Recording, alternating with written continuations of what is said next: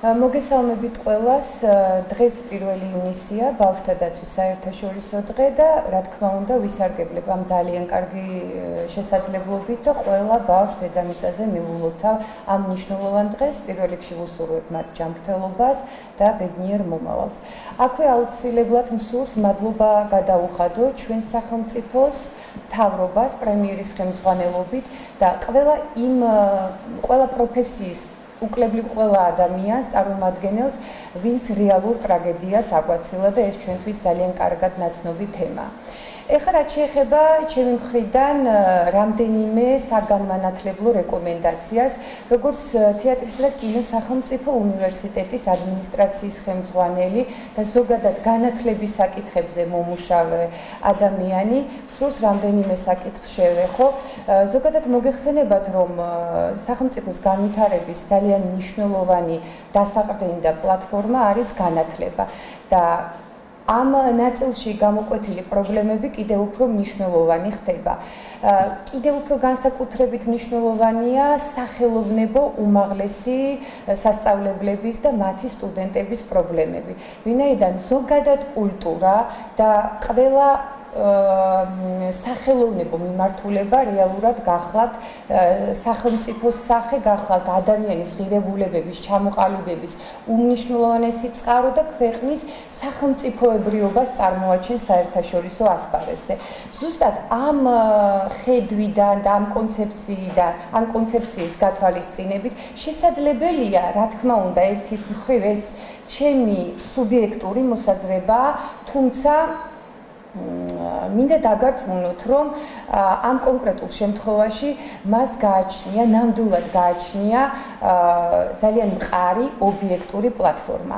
და რას გულისხმობ, ეხლავე მოგახსენებთ. პირველი, პანდემიის პერიოდში ძალიან კაფიოდ კიდევ ერთხელ დადასტურდა და კაფიოდ გამოიკვეთა სახელოვნებო უმაღლესი სასწავლებლების სტუდენტთა დაფინანსების პრობლემა.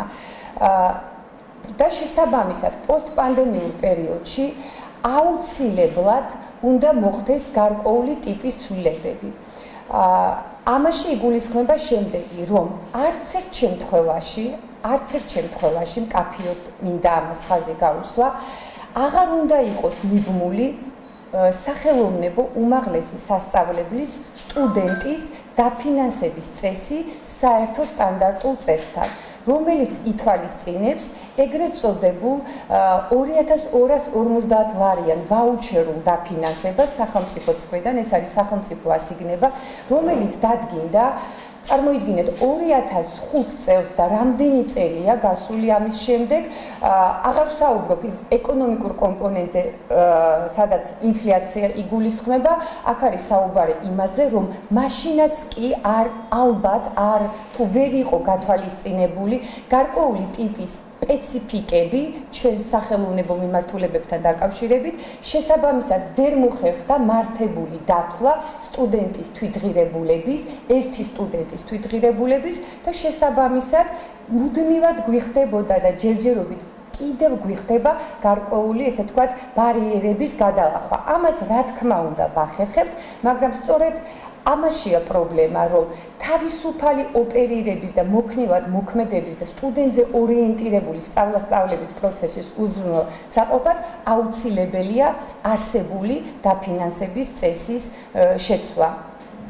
ეს ყოველივე გამოიწვევს, რა თქმა უნდა, შედეგად იმას, რომ ჩვენ უფრო მეტად ვიქნებით სტუდენტზე ორიენტირებული, უფრო მეტად გავითვალისწინებთ უნივერსიტეტების ყველა დამატებით კომპონენტს სამოტივაციოს, რომელიც გახლავთ, რა თქმა უნდა, სტუდენტის მოტივაცია, პედაგოგის მოტივაცია, პროფესორ-მასწავლებლების მოტივაცია და ადმინისტრაციის მოტივაციას. ესეც ძალიან მნიშვნელოვანი კომპონენტია. ეხლა რაც შეეხება მეორე ასევე ძალიან მნიშვნელოვან რეკომენდაციას. თუმცა ვიდრე ამ მეორე რეკომენდაციაზე გადავიდოდე, კიდევ ერთი დამატებითი ინფორმაცია მინდა მოგაწოდოთ ისევ დაფინანსებასთან დაკავშირებით. რამდენიმე წლის წინ, მაშინ როცა ჯერ კიდევ დღეს არსებული გაერთიანებული სამინისტრო დამოუკიდებელ კულტურის სამინისტროს წარმოადგენდა, მისი ინიცირებით საპილოტო რეჟიმში შეიქმნა და მოხდა კალკულაცია ზუსტად სახელოვნებო უმაღლესი სასწავლებლების სახელმწიფო სასწავლებლებზე მაქვს საუბარი, რა თქმა უნდა, დაფინანსების კალკულაცია და თქვენ წარმოიდგინეთ, რომ არსებულთან შედარებით ამ ესე ვთქვათ ჯამმა სამჯერ და კიდევ უფრო მეტად გადააჭარბა რეალურ თანხას. ეს კიდევ ერთხელ ადასტურებს და კიდევ განმეორდები, რომ პანდემიის პერიოდში კიდევ უფრო მეტად დადასტურდა და გამყარდა ეს მოსაზრება და მკაფიო გახდა, რომ ეს დაფინანსების წესი ძალიან მალე სწრაფად აუცილებლად უნდა შეიცვალოს.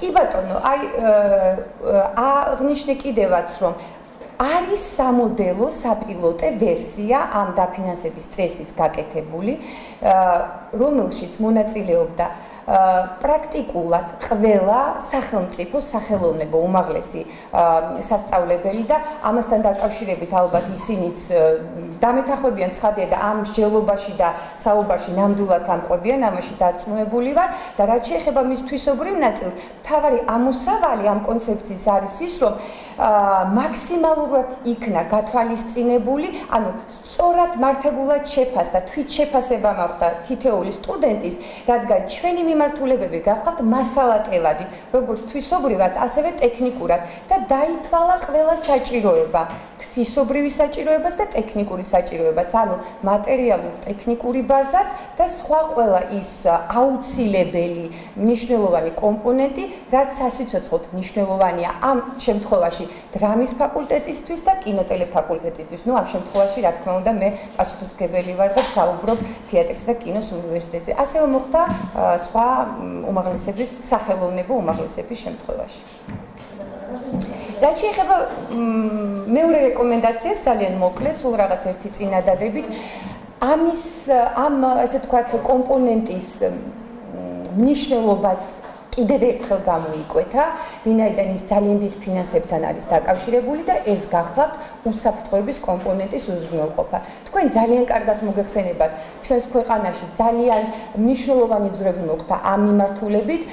2017 წელს განახლებული სახით და მტკიცდა ეგრეთ წოდებული 51 დადგენილება, რომელიც უზრუნველყოფს შენობა ნაგებობების ზოგადად უსაფრთხოებას ყველა მიმართულებით და მათში, რა თქმა უნდა, განსაკუთრებით მნიშვნელოვანია საგანმანათლებლო დაწესებულებები, ამ შემთხვევაში უმაღლესები და ჩვენ შემთხვევაში კონკრეტულად სახელოვნებო უმაღლესები, მაგრამ აი სწორედ აქ კიდევ დავდექით გარკვეული გამოწვევების წინაშე, ვინაიდან ისინი ძალიან დიდ თანხებს უკავშირდება და ვფიქრობთ, პირადად მეც ასე მიმაჩნია, რომ ამ კომპონენტის სრული სუბსიდირება უნდა მოხდეს სახელმწიფოს მხრიდან. ჩვენს შემთხვევაში კიდევ უფრო რთულად არის საქმე, ვინაიდან ჩვენი შენობა ნაგებობები წარმოადგენს კულტურულ მემკვიდრეობას და შესაბამისად გარკვეული ტიპის კანონთა შეუსაბამობა, ანუ კანონით განსაზღვრული ვალდებულებების რეალურ შესრულებას საფრთხე ემუქრება. ეს რაც შეეხება მეორე, ესე ვთქვათ, რეკომენდაციას და ზოგადად სურს, ესე ვთქვათ, კიდევ ერთხელ მკაფიოდ გავუსვა ხაზი ის, რომ სახელმწიფო უნივერსიტეტები განსაკუთრებით სახელმწიფო უნივერსიტეტები სხვა ტიპის ასე ვთქვათ, სახელმწიფოს მხრიდან განსხვავებული სპეციფიური ტიპის თვისობრივ და ტექნიკურ მიდგომას საჭიროებენ, რა თქმა უნდა, ეს ფინანსებთან არის დაკავშირებული და ძალიან დიდი სურვილია ჩვენი, რომ ამასთან დაკავშირებით ძალიან ქმედითი საუბრები და შესაბამისად ქმედითი ნაბიჯების გადადგმა დაიწყოს. დიახ.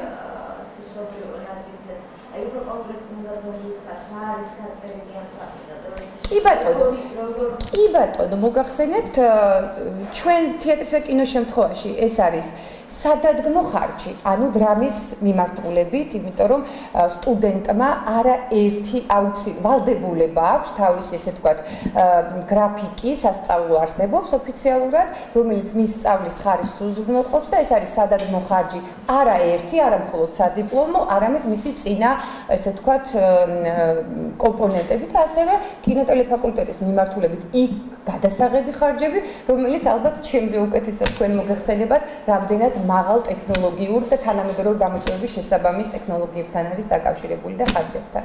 ერთი მნიშვნელოვანი კითხვა მოსკავტონის სამთავრობო ყველაზე ინტერესი იქნება დავალებებით ეს ჩაწერაზე. ეს ეხება პოლიტიკას და მე მაქვს ინფორმაცია ასეთ ქალყოლოსთან, რომ თქვენ გიხილავთ ქართული ოცნების ერთ-ერთ სახით.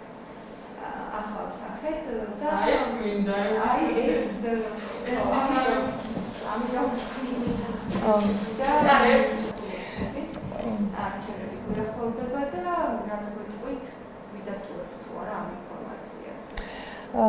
კეთილი, მოგახსენებთ, ისეთ რა ზოგადად ადამიანები ვართ და ბუნებაში არაფერი არ არის გამორიცხული, ხო?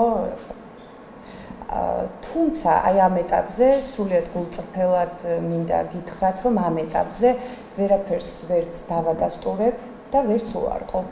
მადლობა.